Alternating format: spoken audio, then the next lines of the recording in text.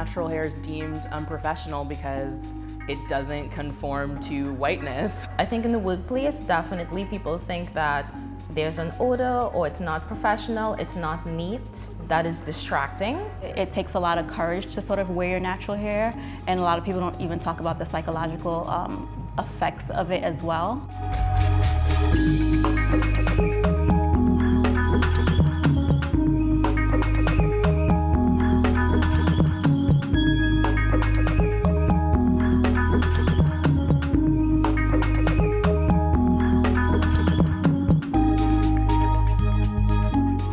When I first saw the New York Times article, I thought I was looking at like a Black History Month celebration of something that happened a long time ago. I thought it was an amazing step that we're actually putting words to the fact that kinky textured hair and certain types of protective hairstyles are connected to race. So it kind of reinforced a problem that we have in society, because a lot of our biases are unconscious, so passing this bill, it makes people have to deal with their own biases.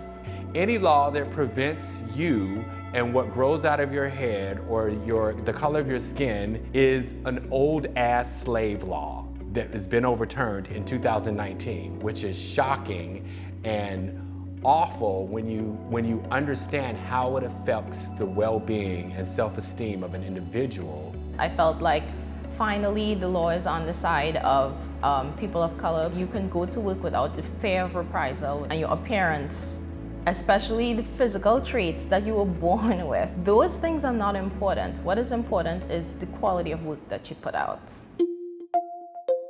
There were a number of things that led to the creation of the guidance. We did have these cases where we were seeing people come to us and telling us that they had applied for jobs or they had been in jobs, and then folks had told them that the way that they wore their hair was inappropriate, not consistent with company policy, and that they had suffered consequences as a result. But we were also seeing some of the coverage in the national news around incidents where people were being stigmatized and facing all sorts of consequences simply for wearing their hair in these styles. Often what happens and why employers might gravitate towards these policies, or why they might think that they're okay, is because the policies are often a reflection of like really long-held racist stereotypes that have been in place in this country. There are so many misconceptions about natural hair. Probably the biggest one is that there's a connection between wearing your hair naturally and a specific political statement. There's a lot of thoughts that having my hair out means I'm a certain person. I'm like loud and disruptive. There's this movement of natural hair and people are coming forward. They're not afraid to talk. The amount of claims has gone up approximately 20% for race-based discrimination between the years 2016 and 2018 as of last year. In some instances, the discrimination was explicit. For example, having a grooming policy where you actually ban braids. In other instances, it's also implicit, where you have this grooming policy, however, it's only being enforced against Black employees. I never felt pressure to change my hair for work. Now I will say I was scared of how my hair would be received at work. There are definitely moments where I feel a little nervous to show up to work with my hair in a certain way. I've been thinking about doing box braids for the first time. I'm already anticipating the questions I'll get from coworkers and the looks and the comments, and I'm worried about how to field those. I remember when I first went natural, I was in a really kind of progressive, liberal university environment, but I remember kind of explaining why I'm going natural to some white coworkers, and one of their responses was basically kind of out of nowhere, "So you're doing this to see how white people respond?" And I remember just being really shocked that how could a decision that I'm making somehow still center whiteness. I was working as an editor of a magazine, and my picture appeared in the magazine every month in the letters to the editor column. Somebody wrote in and actually asked, why don't I comb my hair? Which I found really odd, because of all the things I've written and all the material that's in this magazine, this is what this person is focusing on. My family's from the Dominican Republic, and there's a term that I very much fight called pelo malo, which means bad hair. My hair is not bad. Don't say that to children. Don't say that to the people calling their hair bad, because that makes them feel bad. And like there's something about them that is innately, against society or unacceptable. When I first started wearing my hair natural 2 years ago, I remember my mother saying, "What are you doing?" I think it was just fair. We've been told, wearing your hair straighter is what's more acceptable. So I feel like she was sort of afraid of what I might be faced with, or maybe she thought people would judge me.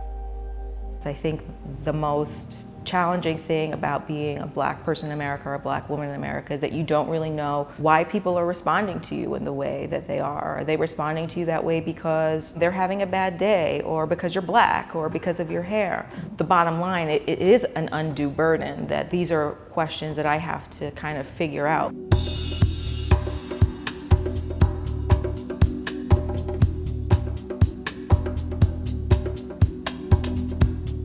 Natural hair has its way of giving women their agency back over their hair. Some people are doing it because of health reasons, and some people are doing it because that's how it grows out of their head and it's just normal. We're going through a period where Black women and women of African descent feel a certain level of self-confidence.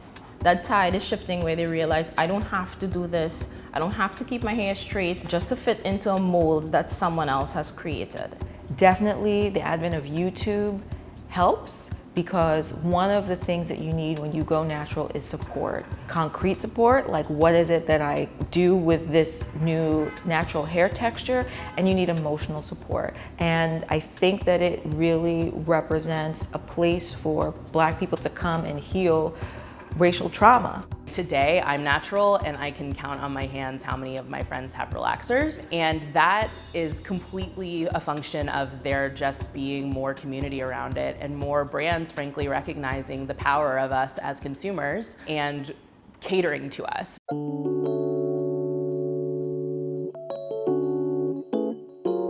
I think there are a lot of other things that need to happen after the laws have changed. Number one, I think that there needs to be really widespread anti-bias training. Part of that is beginning to unpack and dismantle a lot of these beliefs that we're all grown up with. I think it's about changing state board cosmetology laws so that professionals can be the gatekeepers that they were called to be inclusive of everyone's hair texture. It's slowly changing, but there's no mention of the word kinky or curly in any of those textbooks in your theory classes. I think visibility is also important. There's tons of stylists that are out there doing natural hair, and it's showing that this type of hair can make it in Hollywood, it can make it in school, it can make it at your club. Nothing's wrong with the hair that grows off the top of your head.